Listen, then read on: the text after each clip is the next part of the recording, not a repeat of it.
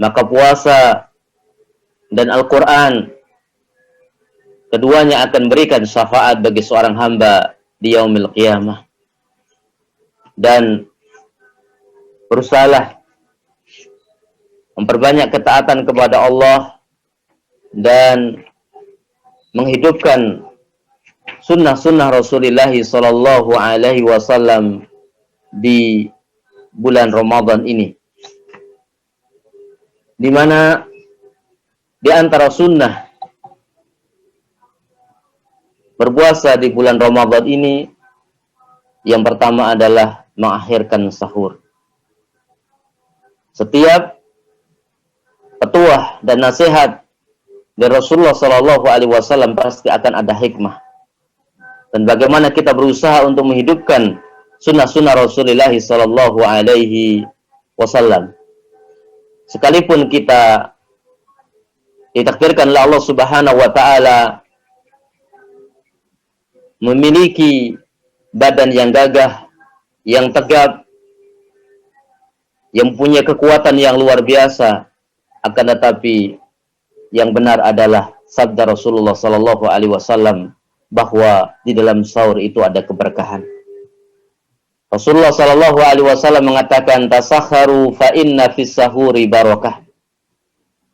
Makan sahurlah karena sungguhnya pada sahur itu terdapat yakni berkah. Terdapat berkah. Maka akan semakin diberi hikmah, kekuatan, keberkahan oleh Allah Azza wa Jalla tatkala kita menunaikan hadis Rasulullah sallallahu alaihi wasallam. Kemudian yang selanjutnya termasuk bentuk sunnah Rasulullah sallallahu alaihi wasallam adalah menyegerakan berbuka. Di mana Rasulullah sallallahu alaihi wasallam bersabda, la yazalun nas bi khairin ma ajjalul fitr. Manusia akan senantiasa berada dalam kebaikan selama mereka menyegerakan berbuka. Tatkala sudah waktunya untuk berbuka, sudah tenggelam matahari, sudah waktunya untuk berbuka, maka segera kita berbuka karena di sana ada kebaikan. Kita menyelisih puasanya orang-orang Yahudi, di mana mereka mengakhirkan untuk berbuka. Maka di setiap petuah Rasulullah sallallahu alaihi wasallam ada kemuliaan, ada keagungan, ada kebaikan yang kita dapatkan. Dan ini termasuk bentuk ibadah kepada Allah Azza wa Jalla. Yang ketiga, berbuka dengan kurma, dengan rutub. Kurma basah kalau ada. Kalau tidak, berbuka dengan air, dengan manisan. Yang keempat, memperbanyak doa kepada Allah Subhanahu wa taala. Doanya orang yang berpuasa sampai dia berbuka mustajab. Bahkan setelah berbuka ada doa mustajab bagi orang yang berpuasa. Rasulullah sallallahu alaihi wasallam bersabda, "Thalathatun la turaddu da'watuhum al-imamul 'adilu was-shaimu khinna yuftiru wa da'watul madlub." Ada 3 orang yang doanya tidak ditolak, pemimpin yang adil, orang yang berpuasa ketika dia berbuka, dan juga adalah dalam hadis yang lain orang yang berpuasa sampai dia berbuka. Ya, dan doanya orang yang terdolimi. Ya. Kemudian yang kelima, memberi makan pada orang yang berbuka. Ya, tatkala kita dikasih kelebihan oleh Allah Subhanahu wa taala, kelebihan harta, maka sangat tepat ketika kita mengamalkan hadis Rasulullah sallallahu alaihi wasallam, man fattara shaiman kana lahu mithlu ajri man fattara shaiman kana lahu mithlu ajrihi ghairu annahu la yanqusu min ajri shaimi syai'ah. Siapa yang berikan makan orang yang berpuasa, maka baginya pahala seperti orang yang berpuasa tersebut tanpa mengurangi pahala orang yang berpuasa itu sedikit pun juga.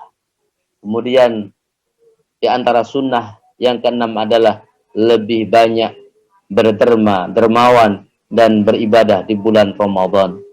Rasulullah sallallahu alaihi wasallam ketika tidak di bulan Ramadan dermawan, ketika sudah di bulan Ramadan sangat dermawan.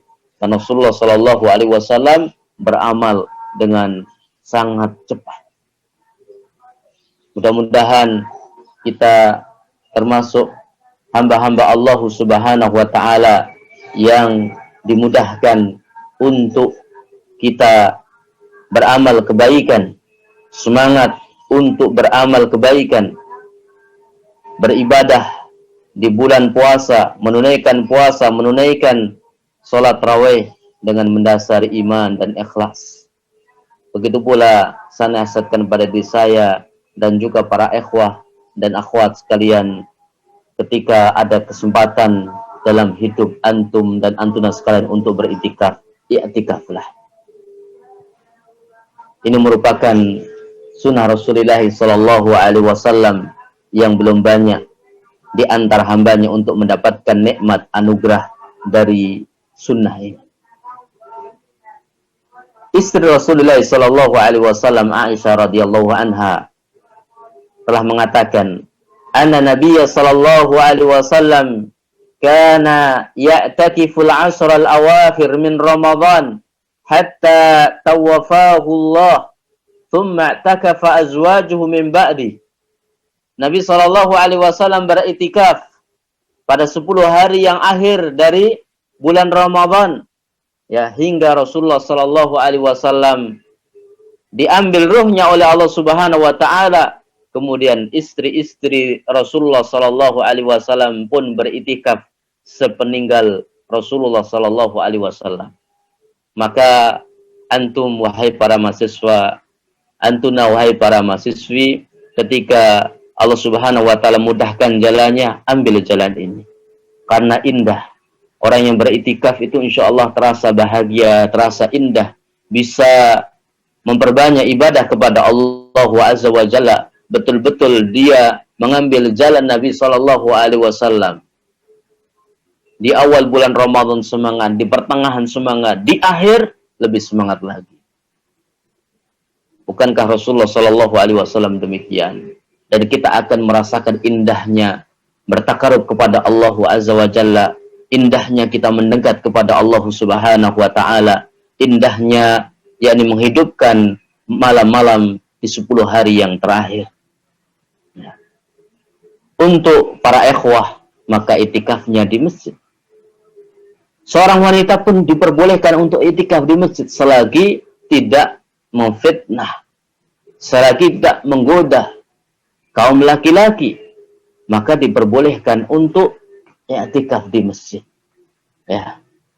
Maka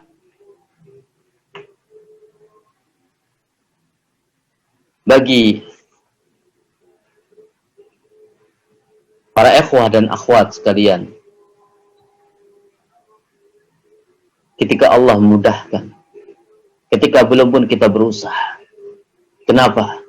Karena mudah-mudahan dengan kita mengikuti sunnah Rasulullah sallallahu alaihi wasallam, dengan kita beriktikaf, dengan kita berbanyak ibadah kepada Allah Azza wa Jalla, kita dipilih oleh Allah Subhanahu wa taala menjadi hamba-hambanya yang mendapatkan Lailatul Qadar, yang mendapatkan malam kemuliaan yang lebih baik dari 1000 bulan, yang kalau kita kalkulasikan kurang lebih adalah 80 tahun. Allahu Akbar. Siapa di antara kita yang mampu hidup 80 tahun, yang kemudian tidak ada kekurangan, tidak ada dosa yang kita lakukan? Akan tapi di bulan Ramadan ini Allah Subhanahu wa taala menyiapkan untuk kita Lailatul Qadar, malam kemuliaan yang lebih baik dari 1000 bulan. Allah Subhanahu wa taala mengatakan, "Inna anzalnahu fi lailatin mubarakatin inna kunna mundirin." Sesungguhnya kami turunkan Al-Quran di malam berkah. Dijelaskan oleh ahli tafsir Al-Imam Ibnu Jarir At-Tabari bahwa ini maksud dengan malam mubarakah, malam yang diberkahi adalah Lailatul Qadar. Dan juga disebutkan di dalam tafsir Zadul Masir bahwasanya mayoritas para ulama dan juga sahabat Ibnu Abbas menguatkan bahwasanya malam yang diberkahi itu adalah Lailatul Qadar.